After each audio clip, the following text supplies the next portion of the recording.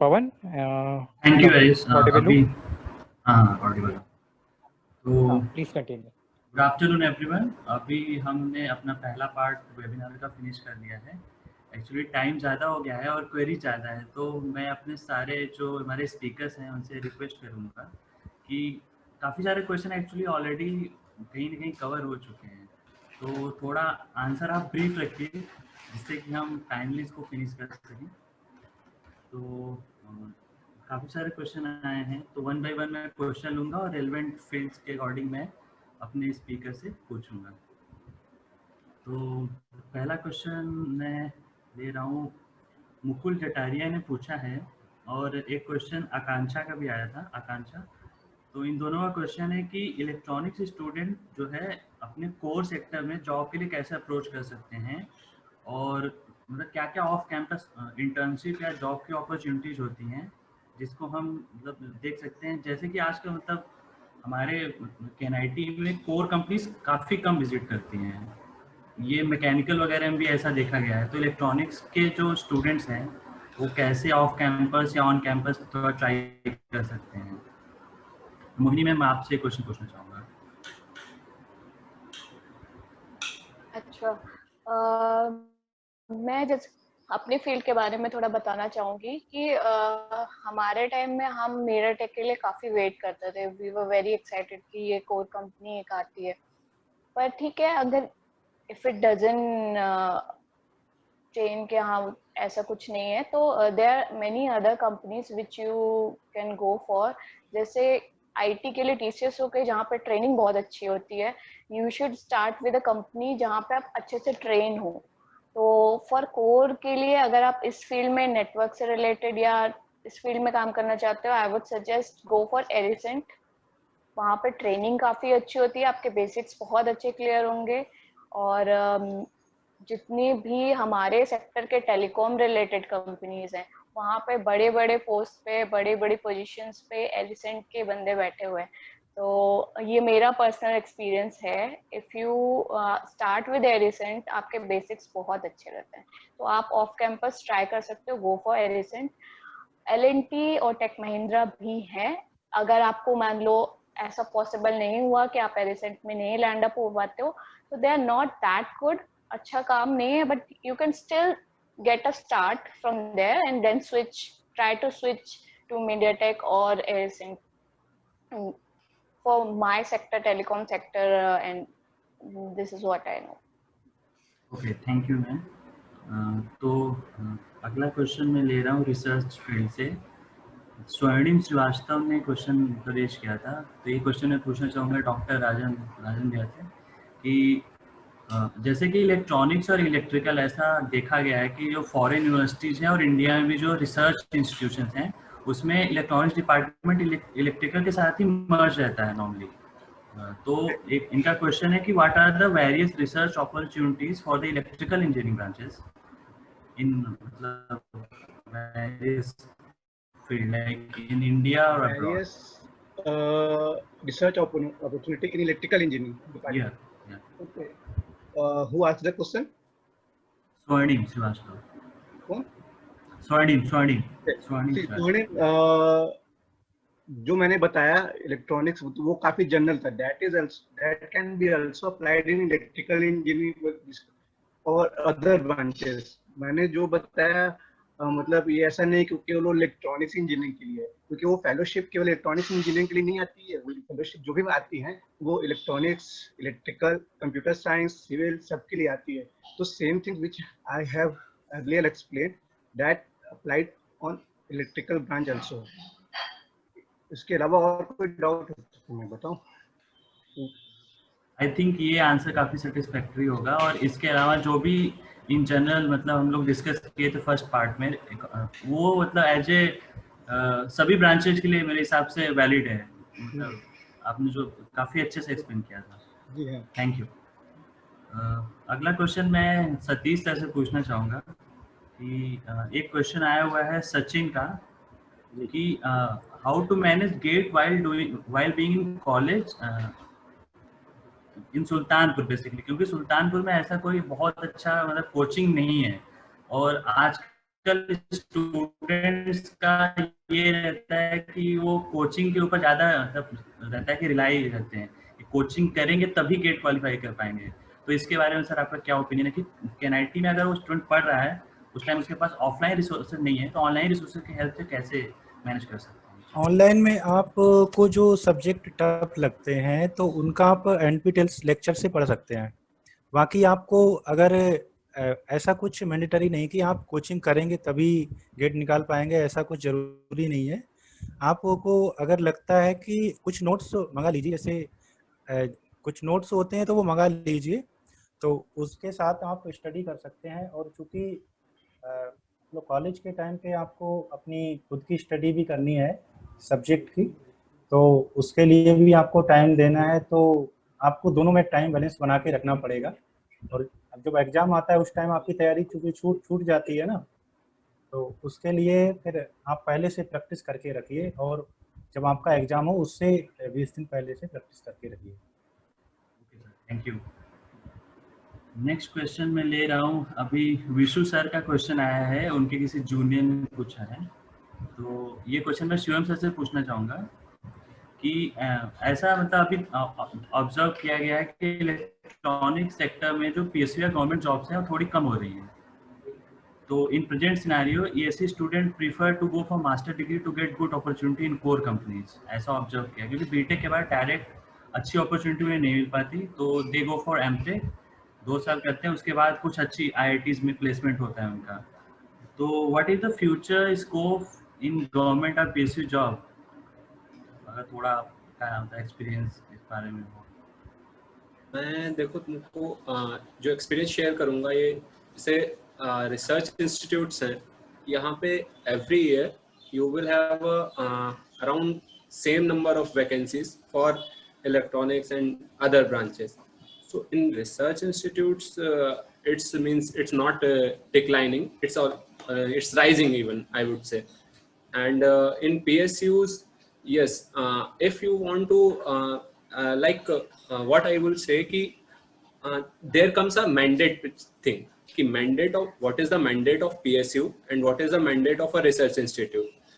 So you should select a company by seeing the mandate of company, ki what is the mandate, because that would decide ki what you have to do in that PSU or in that company.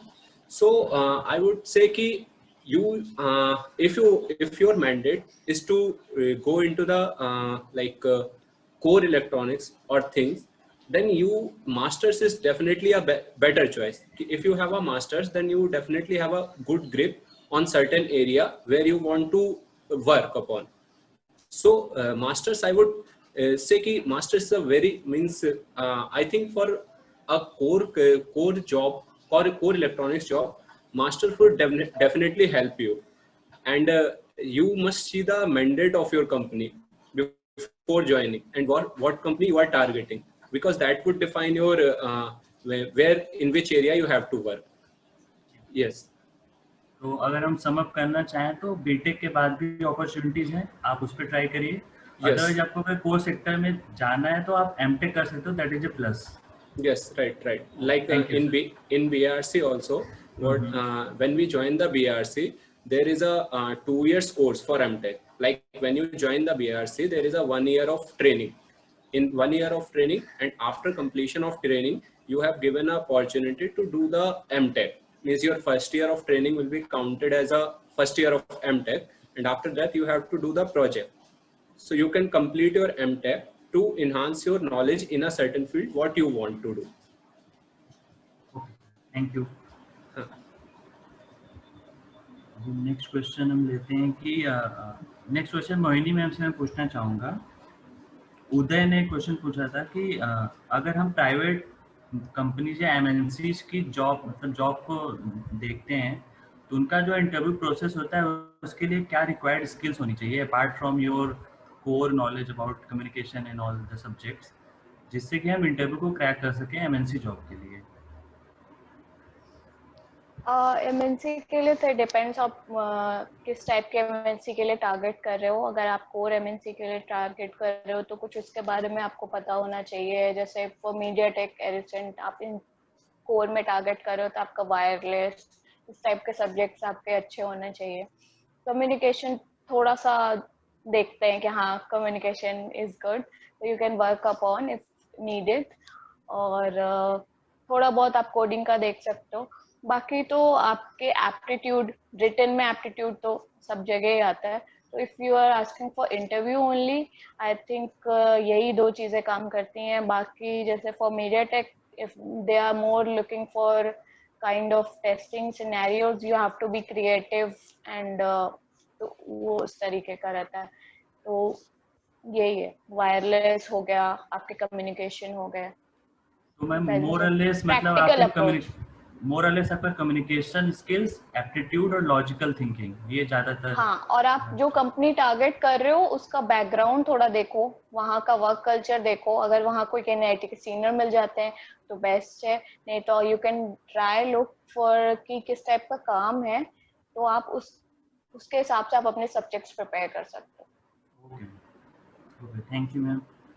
Next question मैं दोबारा अभी Shivam sir से ही पूछना चाहूँगा कि ये अरुणिमा का question है। उनका कहना है कि मतलब बीटेक के बाद ज़्यादातर जो कन्वेंशनल अप्रोच होता है लोगों का कि मतलब गेट है, उसके बाद एमटेक है, तो अभी जैसे आपने BRC के बारे में बताया, तो अपार्ट फ्रॉम दीज और भी कौन कौन से गवर्नमेंट या एग्जाम्स होते हैं जिसको एक EC का जो स्टूडेंट है वो दे सकता है for various opportunities in EC?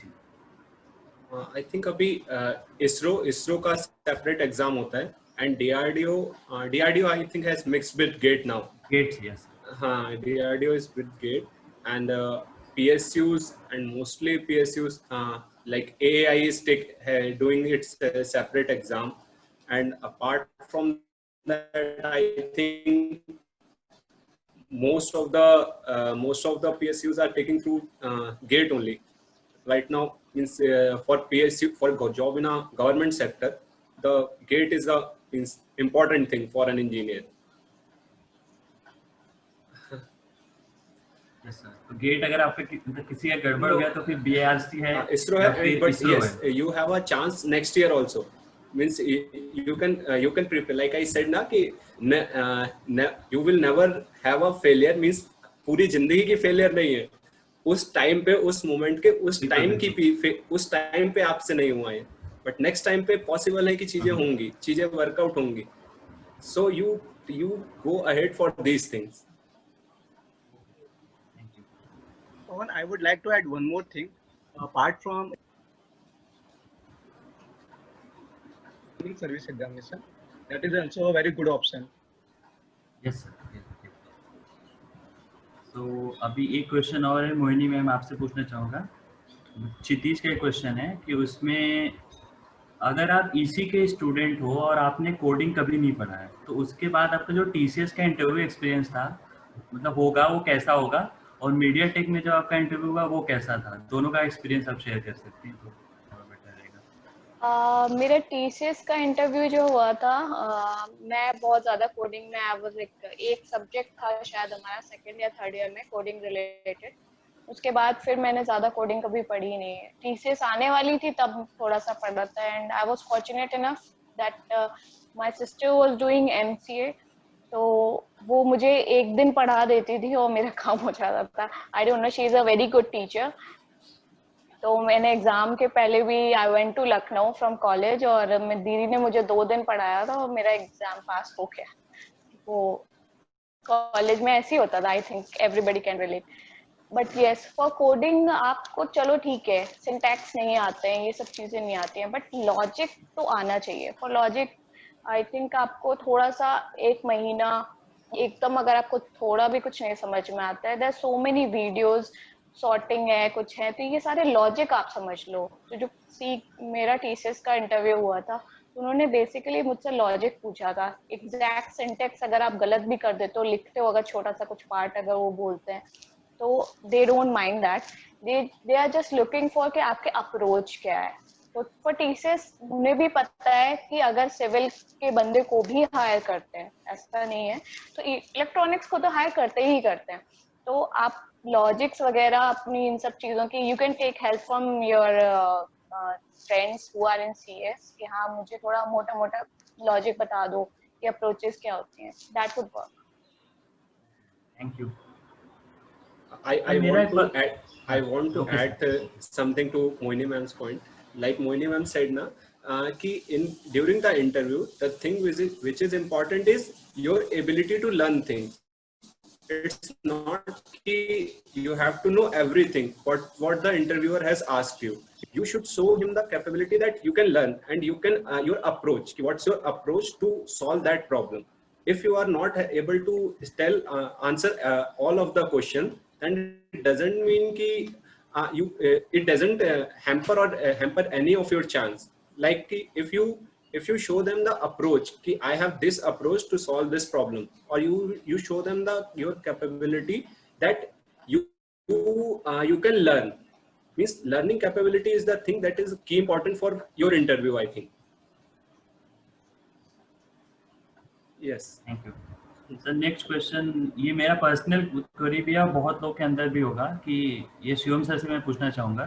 जैसे कॉलेज में एक थोड़ी एम्बिग्विटी सी रहती है कि आपके पास दो ऑप्शन रहते हैं, या तो आप एग्जाम पर्सपेक्टिव से पढ़ो जो कॉलेज के नॉर्मल एग्जाम्स होते हैं, तो उसके लिए बहुत सारी नॉन रेफरेंस बुक्स होती हैं जो शॉर्टकट आप पढ़ लेते हो, और आपकी कुछ स्टैंडर्ड बुक्स होती हैं जैसे सेड्रा स्मिथ, मिलमैन, ये सब बुक्स में थोड़ा टाइम लगता है सर, क्योंकि ये बहुत ही स्टैंडर्ड बुक्स हैं। तो सर एक आइडियल अप्रोच क्या होना चाहिए आपको, अगर इसी कोर जॉब में करना है तो क्या अप्रोच होना चाहिए कि आप कॉलेज में एग्जाम में भी अच्छा स्कोर कर सको और आपके पास नॉलेज भी हो to qualify BARC, ISRO and all the exams? तो बेसिकली जैसा मैं समझ पाया, तुम्हारा क्वेश्चन है कि what should be our study strategy.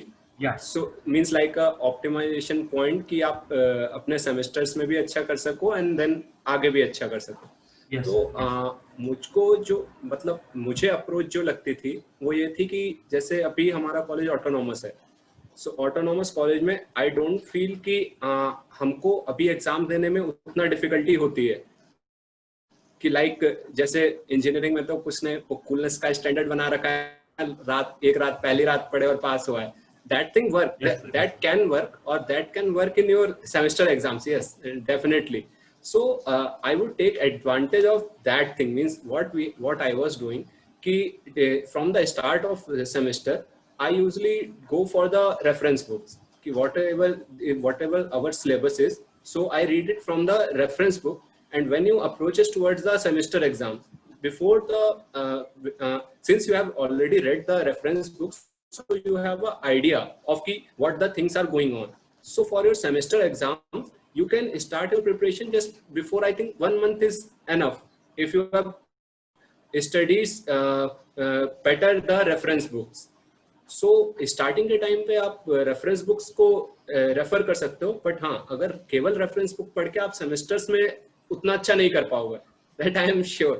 तो उसके लिए आपको उन जो ट्रेडिशनल वेज हैं उनमें जाना ही होगा। सो एग्जाम सेमेस्टर के एग्जाम से पहले उन ट्रेडिशनल वेज में जाके आप उनकी प्रिपरेशन कर सकते हो एग्जाम्स की, अपने सेमेस्टर एग्जाम्स की, बिकॉज दोनों ही ऐसी चीजें हैं जिनको आप छोड़ नहीं सकते, क्योंकि इंजीनियरिंग के बाद में आपको कुछ मतलब कंपटीशन एग्जाम में भी जाना है, और कंपटीशन एग्जाम आपकी परसेंटेज भी मांगते हैं कि like Rajan sir told 75% or like this. So you have to maintain your percentage also, but by the same time you have to prepare for competitive exams also. So means you can use that strategy maybe. So more or less आपको अपने short term goals और long term goals के बीच में optimization करना पड़ेगा। Actually, I would like to add a bit. मैंने जैसे करा तो in my time what I used to do, her semester में आपके पास कुछ ऐसे सब्जेक्ट्स होते हैं जो आपके गेट में आने वाले हैं, राइट? इम्पोर्टेंट सब्जेक्ट्स, कुछ ऐसे सब्जेक्ट्स होते हैं जो दे आर जस्ट लैंग्वेज ज्यादा है, जैसे एक तो वो हो जाता था कि बस लास्ट नाइट भी पढ़ लोगे economics related, that is not related to electronics, है ना? तो वो मैं तो कभी नहीं पढ़ती थी। The other student used to read, और सुन के जितना मैंने सुन लिया है ना सोते हुए, वही लिख के आ जाते थे। I never used to study that subject. तो मैंने 3 पार्ट में सब्जेक्ट्स डिवाइड करे थे। जो गेट के सब्जेक्ट्स हैं आप उनको उनकी मेरे पास सारी बुक्स होती थी, चाहे वो रेफरेंस हो नॉन रेफरेंस हो, मैं 3 या 4 किताबें लेके बैठती थी। And I had one friend in my batch जिसको मैंने बोला था ये सब्जेक्ट्स मैं तुम्हें पढ़ाऊंगी, ये डिफिकल्ट सब्जेक्ट्स हैं इस सेमेस्टर के। In the starting of semester I used to tell her कि ये मैं तुम्हें पढ़ाऊंगी डिफिकल्ट वाले, और तुम मुझे इजी वाले बस रटवा देना, बिकॉज उनका आगे कोई काम नहीं है। तो मैं उसके नोट्स बनाती थी। रेफरेंस के जो पॉइंट्स होते थे वो अलग पेन के कलर में होते थे और नॉन रेफरेंस के अलग कलर में होते थे। आपको असाइनमेंट जब मिलता है तब भी मैं डेप्थ में पढ़ती थी कि रेफरेंस से रिलेटेड क्या इन्फॉर्मेशन है, नॉन रेफरेंस से रिलेटेड क्या इन्फॉर्मेशन है। एंड मेरे असाइनमेंट्स को प्रोफेसर्स काफी लाइक करते थे क्योंकि उनमें दोनों तरह ऑनलाइन हर तरीके की, क्योंकि आपके पास बहुत टाइम होता है when you are making assignment. कोई आपके पास कोई एग्जाम नहीं है, कोई प्रेशर नहीं है, आप ऑनलाइन भी देख सकते हो, आप आईआईटी से रिलेटेड वीडियो भी चेक कर सकते हो उस टॉपिक पे, और रेफरेंस नॉन रेफरेंस सब कुछ चेक कर सकते हो। तो आप खुद की एक लर्निंग कर सकते हो, अच्छा ये चीज ठीक है। And you can also get to know non reference में गलत क्या है। ऐसा होता है नॉन रेफरेंस में बहुत सारी चीजें गलत होती हैं, तो you will get to know by yourself कि हाँ यार ये चीज गलत है। और हम ऐसा नहीं है, क्योंकि आप अगर नॉन रेफरेंस से पढ़ते रहे फाइनल ईयर में और आपने गेट की तैयारी शुरू की, तब आपको लगेगा यार मेरा तो बेसिक ही हिला हुआ है। सी, तो आप हर सेमेस्टर में चूज करो कौन सा सब्जेक्ट गेट के लिए काम आएगा, and from there you can do it. I think that would be helpful. Like people said ना, engineering is not an education, it's an attitude.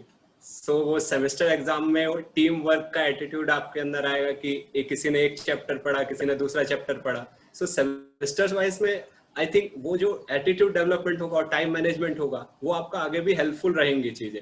Yes, by teaching those difficult subject to other friends, वो उससे और भी ज्यादा learning होती है। Right, ये सारी कहीं ना कहीं स्ट्रेटजी हमारे जो पार्टिसिपेंट यूज कर रहे होंगे, हमने भी कुछ स्ट्रेटजीज में से यूज करी है।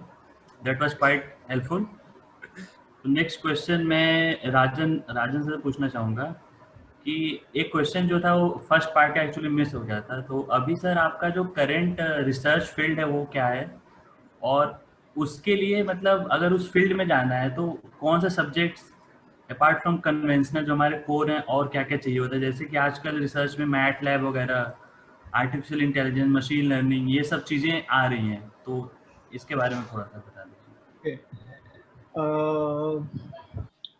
My research after the BTech, when you will join the MTech, आपका इलेक्ट्रॉनिक्स एंड कम्युनिकेशन इंजीनियरिंग चार मेनली पार्ट में डिवाइड होता है। That is VLSI, communication. So my field was microwave engineering, but it is not exactly the microwave. It is a combination of communication and signal and system and the microwave.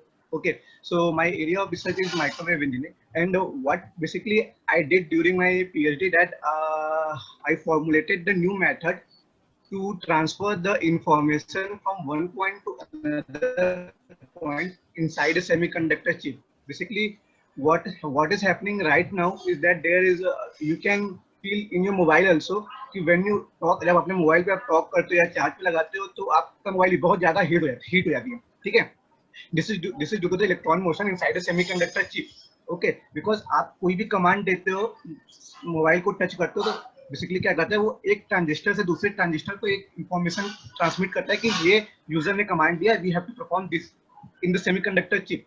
तो ये जो information जाती है through the electron motion जाती है inside semiconductor chip. Due to the electron motion वो होता है, उसमें लॉसेस होते हैं और हीटिंग इफेक्ट होता है जो आप लोग फील कर सकते हैं। But what I formulated a new method to transfer the information from one transistor to another transistor. That's called the surface plasma polytron wave. I will not go into the deep because you people will not get understand. बस ऊपर मैं बता देता हूँ कि इसमें क्या होता है कि we are sending the information in the form of light. उसके क्या advantages क्या है कि ये बैंडविड्थ इसकी ज्यादा होती है तो स्पीड ज्यादा हो गई, ट्रांसफर होगा, और दूसरी चीज की हीटिंग इफेक्ट भी इसमें नहीं आएगा। ठीक है, तो ये चीज थी हमारी मेरा एरिया ऑफ रीजन था। और दूसरा आपको क्या क्वेश्चन था पवन? कि अभी जो इमर्जिंग नई नई टेक्नोलॉजीज हैं जिनका इनकॉर्पोरेशन हो रहा है रिसर्च सेक्टर में, जैसे आर्टिफिशियल इंटेलिजेंस, मशीन लर्निंग, इन सब का you are asking about the coding, yes. as Shivam told, Mohini also told that electronics and software, computer science, आप उसको सेपरेट नहीं कर सकते, तो आपको आगे कहीं ना कहीं जाके आपको करना ही करना हो। मेरे साथ भी ये हुआ था, बीटेक में मैं था मुझे कोड में जानना है तो मुझे सॉफ्टवेयर नहीं सीखना है, नहीं सीखना है, नहीं सीखना है, मैंने सीखा भी नहीं। ठीक है, 2 साल मैंने जब पीएचडी में एडमिशन लिया तो 1 साल तक बाद दूसरे साल मुझे सीखना ही पड़ा, वो भी मुझे सीखना ही पड़ा, मतलब बिना उसके आप नहीं कर पाओगे। तो I have learned MATLAB coding, Python और 2-3 सिमुलेशन सॉफ्टवेयर थे, CSTM, HFSS, COMSOL, these are some software. So basically you have to learn one of the language basically, and आपको उसका नॉलेज भी होना चाहिए, ठीक है। और आपको what is the current scenario of the research, अब इस पे मैं बताना चाहूंगा कि अभी इंडिया में रिसर्च का सिनेरियो बहुत बहुत बहुत अच्छा है, बट माइक्रोवेव का इतना अच्छा नहीं है। जिस फील्ड का मेरा है, क्योंकि माइक्रोवेव की डिवाइसेस को फैब्रिकेट और एंडी करने के लिए काफी सारे पैसे लगते हैं, तो ये माइक्रोवेव हमारे फील्ड के ज्यादातर रिसर्च बाहर ही होते हैं। एंड बट VLSI हुआ, बाकी अगर हुआ तो DRDO DRDO are doing very good job. ISRO is also doing very good job. आप VLSI से हो या फिर आप कम्युनिकेशन से हो, तो they are doing very good job. Okay. Apart from this, I would like to add one thing that is very important for the participant, because what I am seeing that कि participant काफी कम हो गए, तो अगर मैं इसको miss कर दूंगा तो उनको शायद वो मिस कर जाएंगे।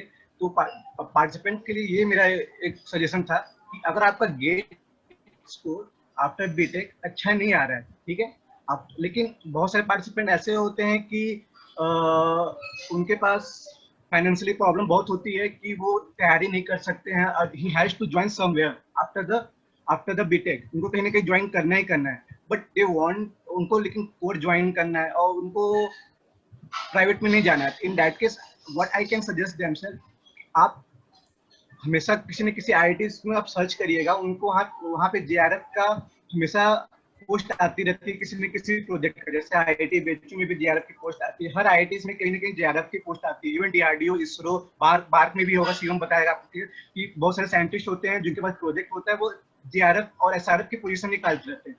तो आफ्टर बीटेक आप लोग JRF के लिए एलिजिबल होते हैं और उसमें केवल गेट क्वालिफाइड मानते हैं, तो आप क्या कर सकते हो, और उसमें कंपटीशन भी ज्यादा नहीं होता है, आप उस JRF को ज्वाइन कीजिए, JRF में ज्वाइन करेंगे, उसमें वर्कलोड बहुत कम होता है, और पैरेलली आप जो भी कंपटीशन की तैयारी करना चाहते हैं, Indian engineering service, ISRO, GATE, whatever you want to prepare, आप इजीली कर सकते हैं। इससे क्या होगा, आपका गैप भी नहीं होगा, आपको पैसा भी मिलेगा, क्योंकि JRF बनोगे तो you will gate 34,000-35,000 per month, तो आपकी तैयारी भी अच्छी होती पैरेलली चलेगी, आपको पैसे भी मिलेंगे और आपको फैमिली पे कोई बर्डन भी नहीं आएगा। तो ये सजेशन उनके लिए है जिनको फाइनेंशियल प्रॉब्लम है। What you? Okay sir, thank you.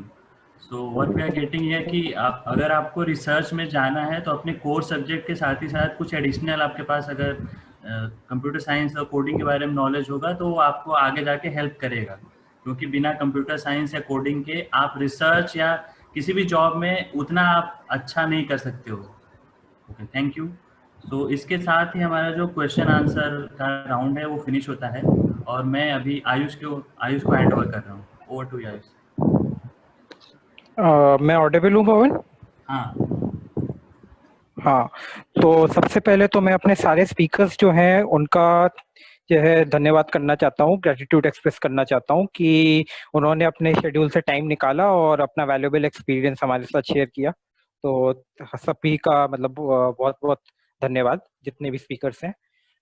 दूसरा, हमारी जो ऑर्गेनाइजिंग टीम है उनका भी हम लोग मैं एक बार धन्यवाद करना चाहता हूँ। और इसमें चेतन सर से रिक्वेस्ट करूंगा कि वो एक बार अपना माइक अनम्यूट करके एक कंक्लूडिंग मैसेज दें हमको। Thank you, Ayush. Friends, I hope this session was helpful for all our participants. And on behalf of Koshish family, we would like to extend our thanks to all our speakers, Dr. Rajanji, Mohini, Shivam, and Satish. Thank you so much, guys, for giving your precious time and helping our students. thanks to our participants and Koshish team for smoothly carrying out this webinar. Friends, regarding feedback, actually जो feedback है last हमारे 2 webinars में हमने देखा है कि थोड़ा increase हुआ है as compare to first webinar second में, बट स्टिल हमें फीडबैक कम मिलते हैं जितने हमारे पार्टिसिपेंट्स इस वेबिनार में आते हैं। तो मैं जितने भी पार्टिसिपेंट्स हैं उनसे रिक्वेस्ट करूंगा कि अपना फीडबैक जरूर दें, क्योंकि इसी फीडबैक के आधार पर हम अपना अगला वेबिनार कंडक्ट कराएंगे और जो भी खामियां हैं हम उनको मीन्स अगले वेबिनार में कोशिश करेंगे कि वो सब हम इम्प्रूव कर सकें और जो भी आपके सजेशंस हैं वो ऐड ऑन करेंगे।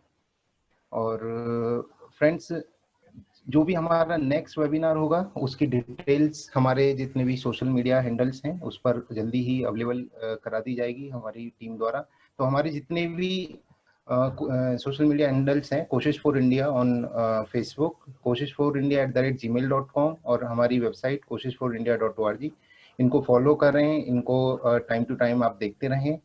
और जो हमारा यूट्यूब चैनल है कोशिश एजुकेशनल एंड वेलफेयर सोसाइटी, आप इसको सब्सक्राइब करें, क्योंकि जल्दी ही हमारी टीम जो इस वेबिनार की जो रिकॉर्डिंग है उस पर अपलोड कर देगी।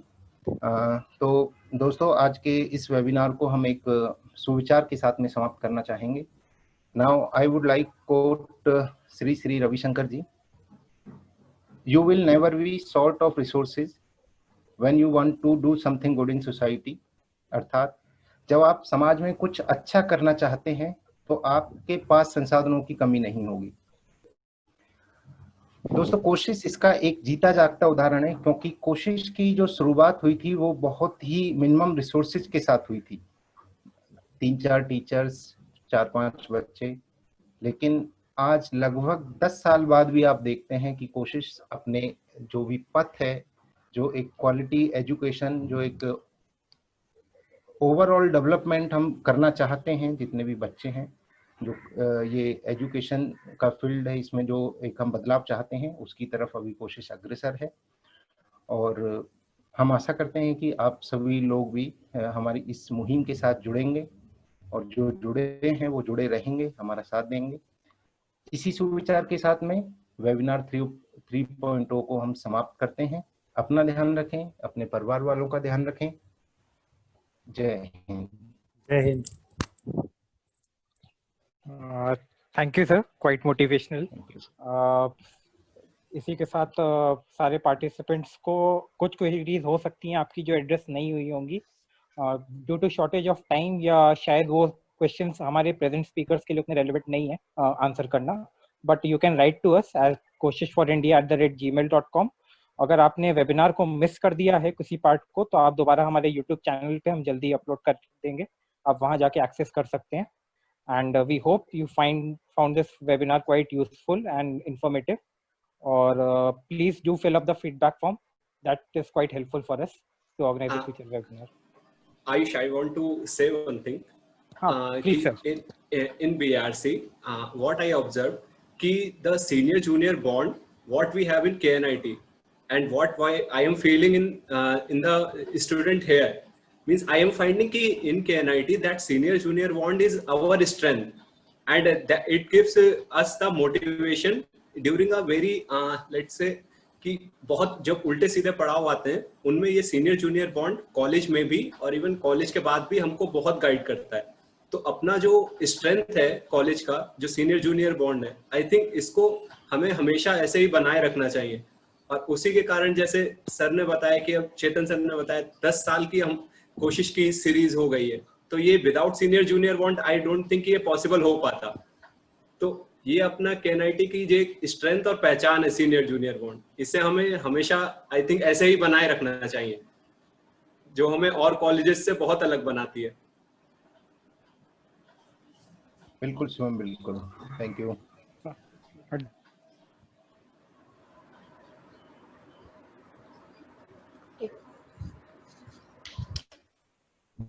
ठीक है दोस्तों, thank you so much. Feedback देना ना भूलें। जय हिंद। जय Hind. Thank you for having us. Thank you. Nice meeting. Good luck. Take care. Thank you।